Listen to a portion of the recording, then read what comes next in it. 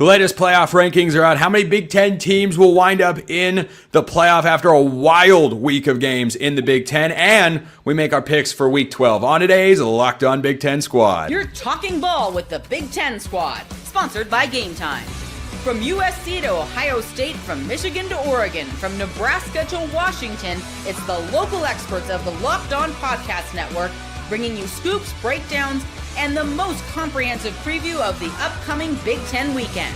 No hurt feelings and thin skin allowed.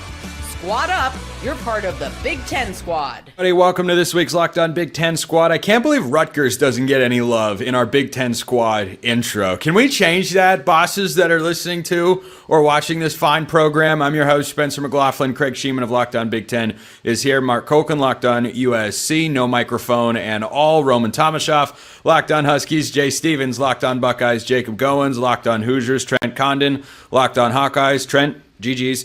Matt Sheehan of Locked On Spartans exists. He's a real person. Yeah, he's here. Had to jump on, talk about all of our wins since the last time I've been on. I mean, yeah, it's the same old. We're racking up the victories. We're staying out of headlines. It's all good in the hood over here, guys. Or the 14 football wins you had to abscond today. I don't know which one we want to talk about. Yeah, they didn't happen.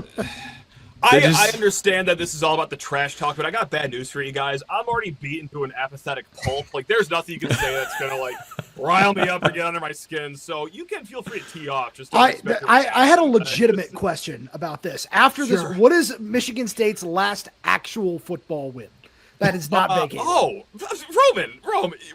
we're all acting like we just forgot about the Peach Bowl in 2021 against Pitt's seventh-string quarterback. We're just gonna act like that didn't happen. Please, you casuals. 2021?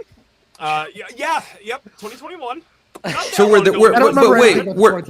this year's wins vacated as well? No, because we don't have any Spencer, at least no Big Ten wins. So I guess that Boston College double overtime win still counts. So wait, Here. nice. Yeah, look, Zach Seiko of Locked On Any Lines here. Why the heck not? Let's start with the playoff rankings, guys. Craig, I want to go to you first. Big Ten, I think, is in a good spot.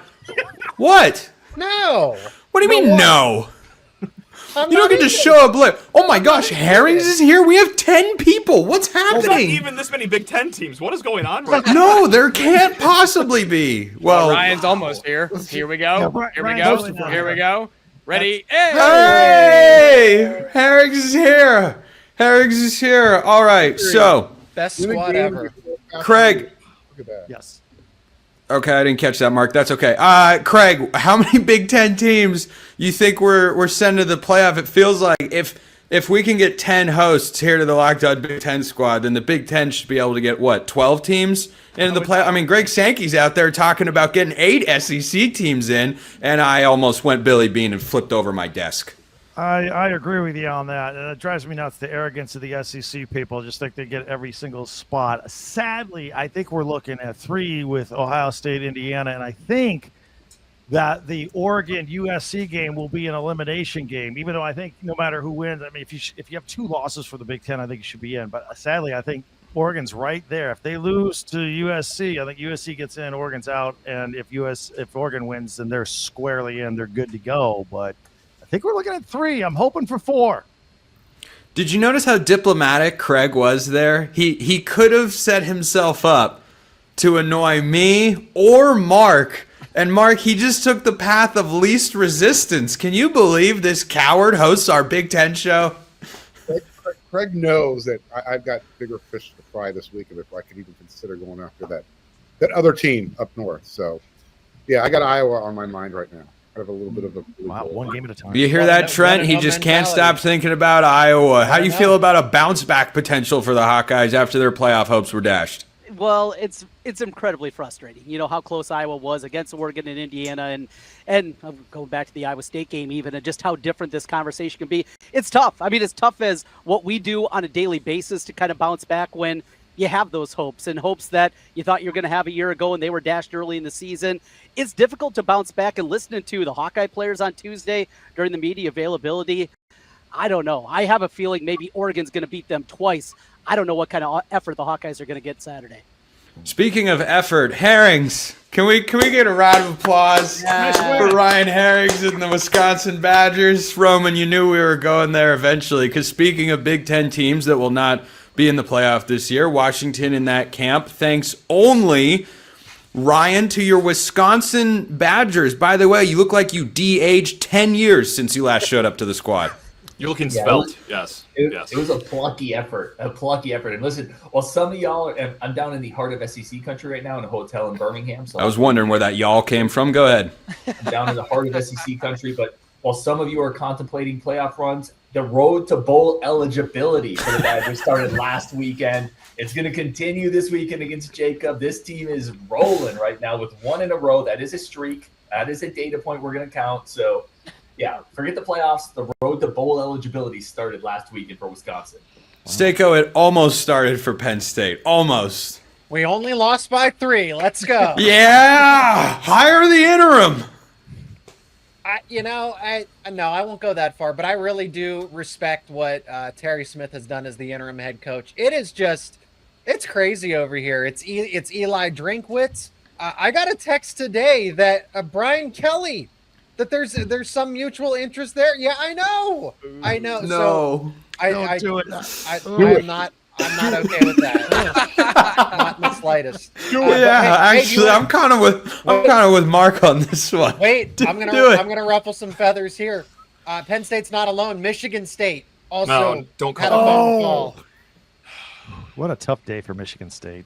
No, every day is sunny and 85 in East Lansing. No, come on. Basketball season, Sheehan. Basketball season, baby. Hey, the Hoosiers are the highest scoring team in America. I digress. Boom. 18th in Kempom, by the way. And we're I really thought we could talk about this Michigan State-Arkansas basketball game on Saturday. I think I've been conned. I've been duped. This is how I was roped into this in the first place. I didn't know we were going to do bad. By the way, Sheehan, are you subconsciously flipping off somebody off camera there? No, that's nope. We got 2 going up right now.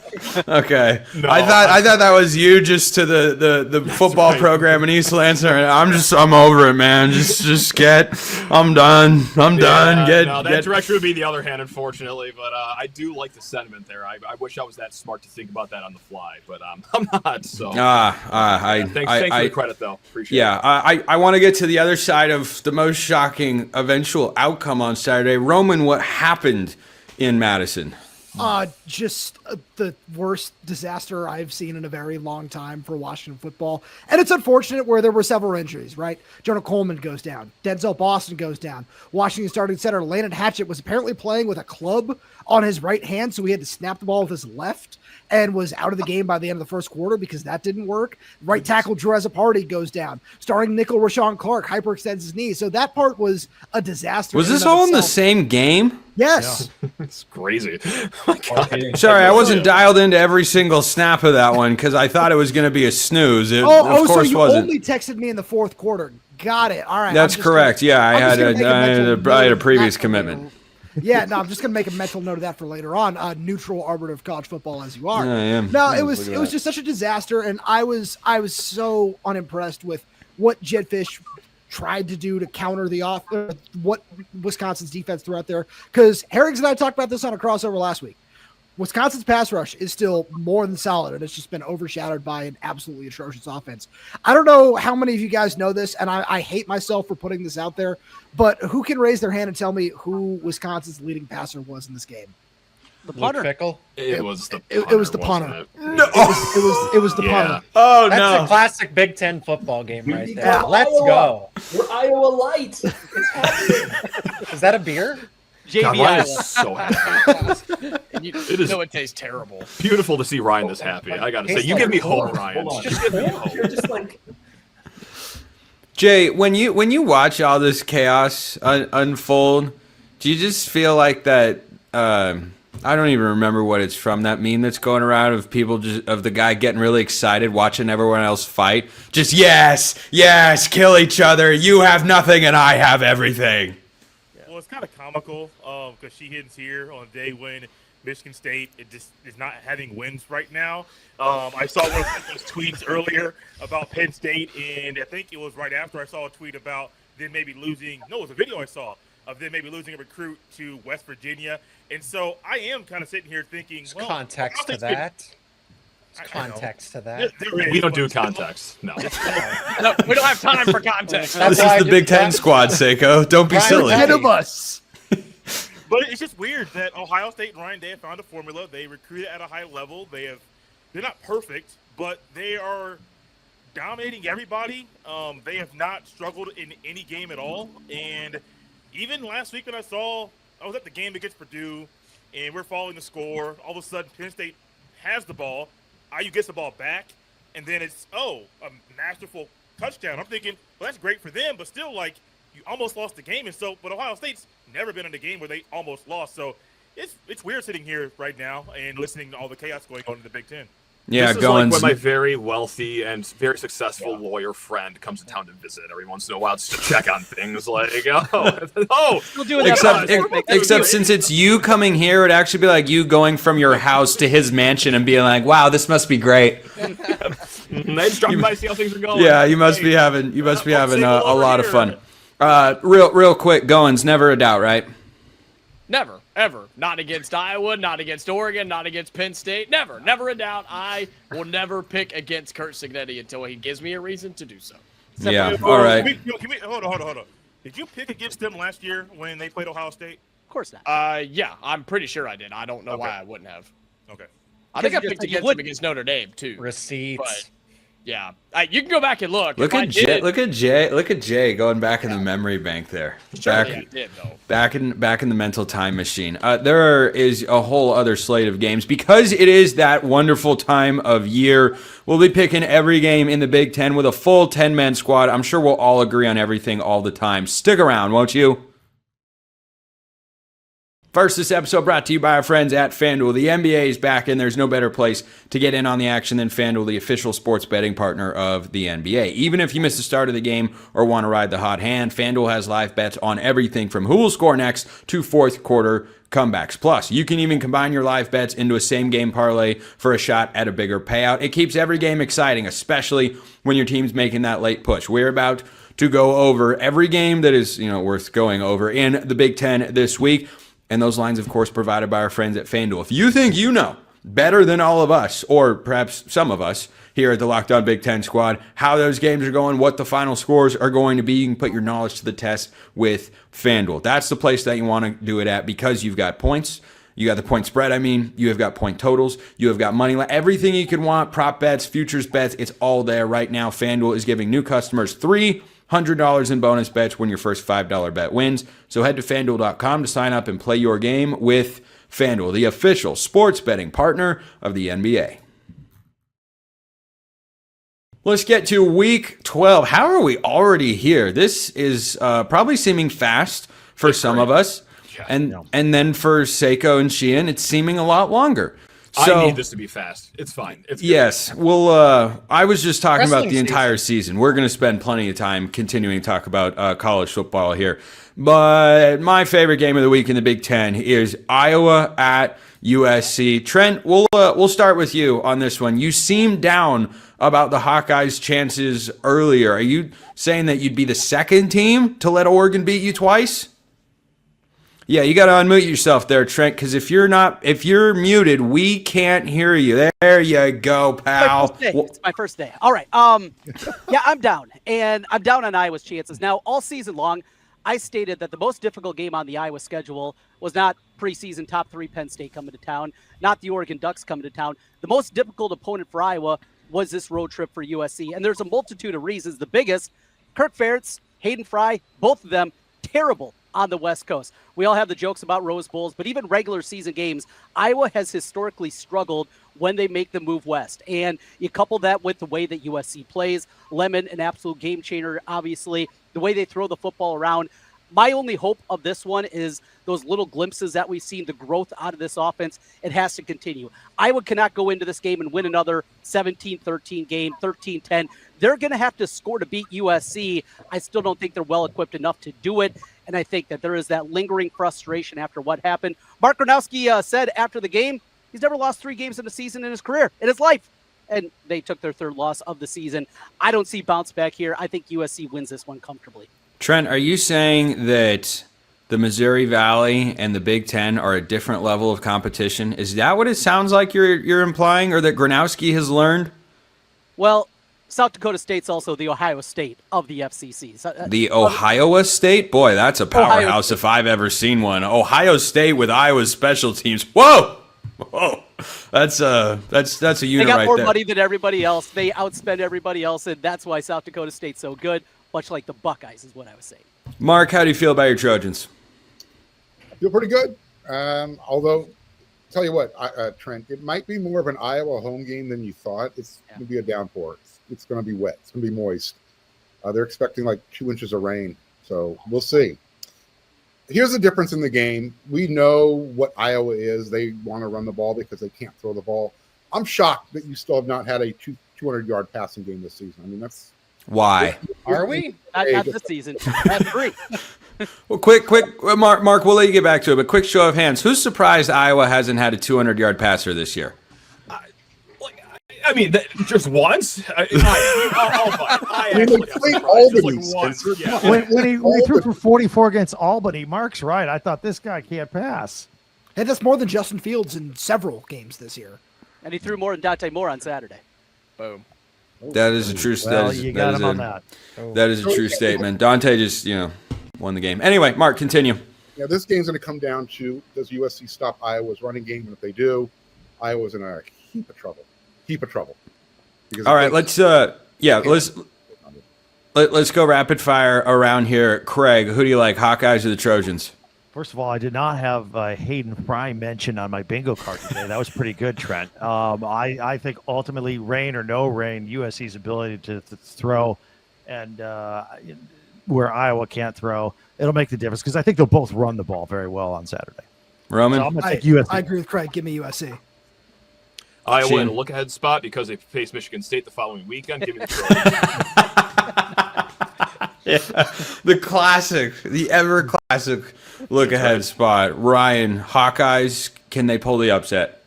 Yeah, in the rain they can. Iowa makes ugly things look pretty. If it's raining and it's ugly, give me Iowa on the road. Wow. Seiko? Mark, when was the last time USC played in a rain game, especially out in LA? They always play at least one rain game in November at home in LA. It's usually against Notre Dame. They played in the rain quite a few times this year, so it shouldn't be an issue. Okay. That's what I wanted. Just wanted to double check on that. So then I'll go with USC covering. Can I ask you a real quick question, Zach? Which loss? Please don't. Please don't. Which loss hurt more? Which loss hurt more? The one against Penn State, or against Indiana, or that one to UCLA? Jesus. The one Indiana or who? UCLA. UCLA. Oh gosh. In Indiana because there was a false sense of hope. I don't think that Penn State. But Penn State was leading against Indiana. They were never leading against UCLA. So. Kick him while he's down, Mark. Hey, Mark, how's the weather in LA? And then, well, thanks for asking, Zach. Talk to me about the pain that you've suffered. Your team sucks. What hurt the most? Starting to feel a little bit right now. We're 7-2. Yeah, Jay. Jay and Goins, you guys are the only hope left here on the metaphorical graphic for picking Iowa to win the game, because I too have the Ryan just sorry. Ryan, he doesn't listen to you when you talk, but I do. Thank you. I know you do. I have to wear that one. That was I'm bad. not saving Terrible. any metaphorical graphic that doesn't exist. I got USC. Jay. No, me either. If this game was at Iowa, I would pick Iowa to win, but not this time. Go Trojans. 28-17.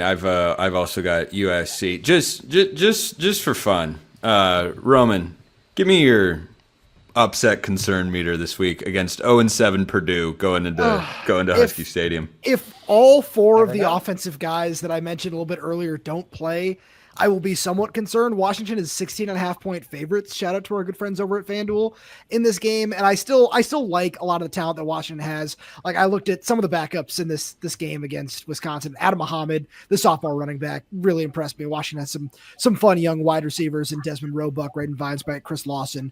See more of those guys. And then with what Washington can do on defense, especially with their cornerback quarterback pairing of Takario Davis and Ephesians Brysock, plus Alex McLaughlin, the safety, who's had a tremendous season. I have enough faith that the Huskies can get it done, but it'll go from like a 1 to like a 3, I would say. Is that fair? Yeah, I think it's plenty fair. But before we break and then come back with more picks in the third segment, we're all going to go around. Who's more likely to win, Purdue at Washington or UCLA at Ohio State? Craig, you can start us off in the roundtable. Well, that would have to be Purdue at Washington. What I didn't know, Ohio State ain't losing this weekend.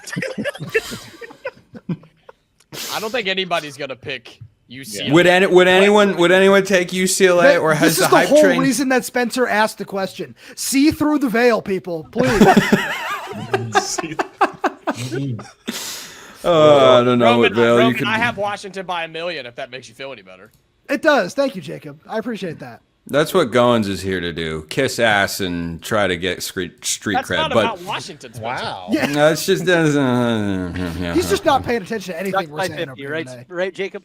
What's that? Ducks by 50, right? Yeah, anybody? Yeah. Anybody by 50, 100 doesn't matter. I If believe they're if playing you- Purdue, I I'm be- picking them by 1 million. Hey, teams that win by 1 or more point have a really good record, unless it's Michigan State from 2022 to 2024. All 14, not even. All 14. More than 2 touchdowns. Sheehan, I promise we're gonna pick that game when we get back. You don't have to. We are. No, we are. Someone's winning their first Big Ten game this week. Here we go. That's a big deal. We're getting to that, and whether Michigan is on upset alert. To wrap up today's Locked On Big Ten Squad, which today is brought to you by our friends over at Supply House. When the opening whistle blows on a new repair, get your crew moving forward with Supply House. Order today and see parts on your doorstep tomorrow. Over 280,000 plumbing, HVAC, and electrical items from the most trusted brands in the business. Their real-time inventory and honest lead times keep you from punting projects, while their industry-leading customer service always has your blind side covered. If you need parts fast for a project, Supply House has next day delivery. You talk about a game changer. Does Michigan State have anyone that you describe as a game changer? Maybe not. But maybe one will show up this week and they will beat Penn State. But next day delivery with Supply House, that is a game changer for your business. Join the free Trademaster program today and score serious perks like priority shipping, lower prices, and a dedicated support line. Visit supplyhouse.com to sign up for free and use promo code SHCollege5 for 5% off your first order. That's supplyhouse.com. Real people, real service. Let's get to the smack talk that we've all been waiting for. 0-6 Sparty. 0-6 Penn State. Yeah, Sheehan feels good. He gets to go first. Matt, does Jonathan Smith get a win that, boy, he badly needs, unless you're going to, hire Brian Kelly? Who cares? Who cares if they win this game? My God. Land Grant Trophy, man. God, I keep forgetting that. That's right. God, that does get me fired up. God, if that doesn't get the blood pumping, I'm fresh out of ideas. Look, we saw some cool things 2 weeks ago on the road. Alessio Milivojevic, of course, it's a household name. You guys all know who I'm talking about. But for those that are out of the loop, he was our backup quarterback to start the year. He gets his first start on the road against Minnesota, and against the best efforts of our own offensive line to get Mr. Milivojevic murdered in cold blood on that field in Minneapolis. Still had a pretty damn good game, I gotta say. North of 300 yards, had 1 touchdown, could have been 2 if there wasn't a drop, and then maybe even 3 if there wasn't a flag mysteriously picked up in overtime. But I digress. Any way you slice it, that's who we hang our hopes up with. Now, unfortunately, that's one position on the field, and there's a lot more into a football game, and we have shown that we're not up to snuff outside of really much positions at Michigan State. So yeah, that Land Grant Trophy is going back to Happy Valley. Seiko, the fist pump. He loves it. The fist pump. This is what it's all about. To get to 3-6. Hey, winner also stays alive for bowl eligibility. Cool. Hey, Cool. don't you want another football game to cover? Someone has to play in that game above Sports Bowl. It's got to be someone. So Does bowl eligibility matter when that team's probably going to opt out because they're not going to have a team to take the field? Well, I guess the transfer portal doesn't. It opens a couple weeks after the fact because they'll get one of the early December bowl games in theory. So yeah, there's tons to play for here. I'll say this. Here's what I'm most excited about this game is the offense finally taking a step forward. Michigan State's defense is so bad. Ethan Grunkemeyer, first-time starter. He's in his second season, went up against a top 5 Iowa defense on the road, a top 1 Ohio State defense on the road, and then a Jacob top 10, top 15 defense at Beaver Stadium with Indiana. So for a first-time starter to go up against that gauntlet, and then where does Michigan State rank? Bottom 120?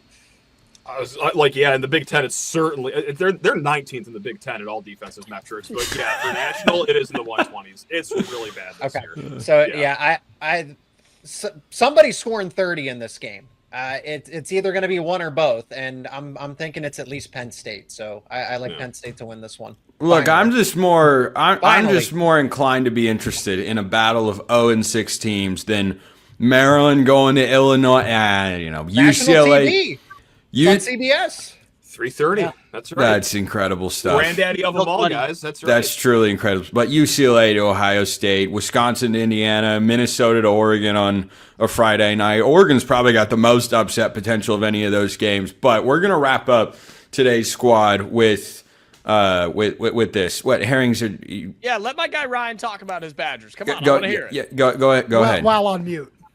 Let me cook here a little bit. Let me cook. So the line opened up at 30.5. That has quickly come down to 29 as the Sharks have piled on. The Federal Reserve has opened up, and that cash is going on the Badgers. You have a little bit of action here if you want to get in on it. It's a lot of points. It's come down into 29. They're starting. Chris Paul hits 3 to cut deficit to 42.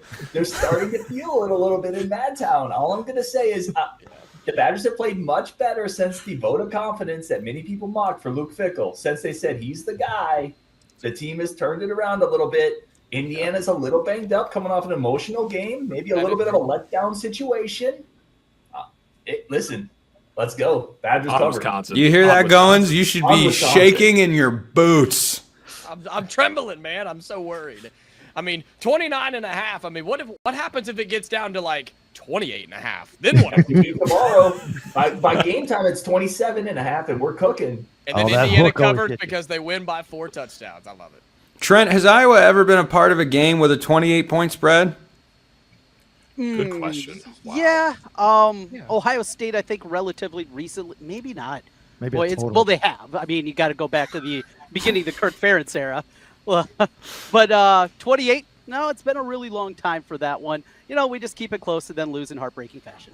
Yeah, I got the sense that conversation was going over your head. 28-point spreads, like whoosh. That doesn't. At either end, that's just not an Iowa thing. But let's wrap the squad show today with a game that I think is fun, interesting. I don't know if there's the upset potential some people want to see, but Craig, give me your outlook. Michigan going to Northwestern as an 11.5-point favorite. Talk about a slugfest. Listen, I tend to not have Michigan covering a lot, no matter who they play, even the pre-conference games where they're 28 points or 20 points, because they run so much, they have fewer possessions, they usually don't cover. I do have enough respect for Northwestern. This game's at Wrigley Field. I know that one of Michigan's top 2 running backs is hurt. Maybe Northwestern keeps us inside the number just a little bit, a closer game than people expect. Michigan obviously still wins. Mark, USC's best win this year, probably Michigan, 31-13 at home. Give me a score prediction here for the Wolverines and the Wildcats. I'm going Northwestern with a 1-point win. Oh! Whoa! Whoa! Upset alert. Roman, are you sticking with your purple brethren here? Absolutely not. I'm not that foolish. This Michigan front seven has really impressed me this season. Give me Michigan 24-10. Let's go with that. They cover. Sheehan, Northwestern, if they win this game, will become bowl eligible, which might be the statement of the day here at the Locked On Big Ten squad. Give me your score prediction. Oh, it's going to be something weird, like Michigan 16, Northwestern 14, but not the traditional 2 touchdowns. It's going to be like 4 field goals and a safety to get up to that number. So it'll be a weird one in Wrigley. And you said you got a stat for us?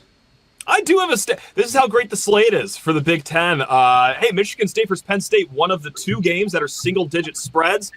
There are more spreads that are north of 25 points in the Big Ten this week than there are single-digit spreads. So catch the Big Ten football fever, guys. That's right. Nice. That's what we've all got right now. Nobody has that more than Ryan. Michigan, Northwestern, who you got?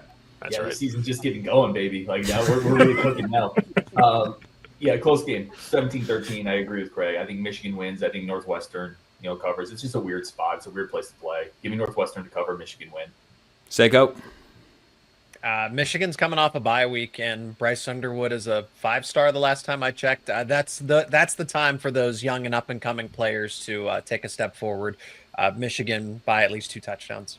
Jay, do you want Michigan to just have all the wins in the world going into the game later this year and just have it be hyped to the extreme? They're battling for a playoff spot. Is that what you want, or would you rather they lose this game and are just looking to make Ohio State their Super Bowl again?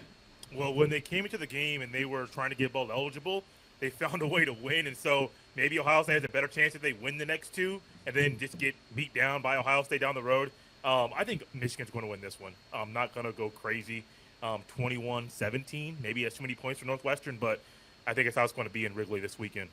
Goins and Trent, you guys finish it off for the week. Yeah, I like 20-10 Michigan. Northwestern to keep it close and cover, but Michigan to win just on talent alone. Iowa played at Wrigley against Northwestern a couple years ago. One thing, you guys have a lot of low scores. 41.5 the total at FanDuel. Like the under in this one. These field conditions are terrible for football. It is going to be ugly, sloppy, and for Michigan, you just want to get out of there, not just with the win, but healthy, something that is tough on that crappy field. Nobody loves an under like Trent Condon at Locked On Hawkeyes. That is Lot of just money standard made. operating procedure, baby. Hammer the under no matter where it goes. Craig Sheeman, Locked On Big Ten. Mark Colkin, Locked On USC. Roman Tomashoff, Locked On Huskies. Matt Sheehan, Locked On Spartans. Ryan Herrings, the one win, Locked On Wisconsin Badgers. Zach Seiko, soon to be one Big Ten win, Locked On Nittany Lions. Jay Stevens has more than one win at Locked On Buckeyes. Jacob Goins, the same at Locked On Hoosiers. Trent Condon, Locked On Hawkeyes. I'm Spencer McLaughlin from Locked On all over the place. We will see you next time, everyone. Until then, hope you all have a wonderful rest of your day.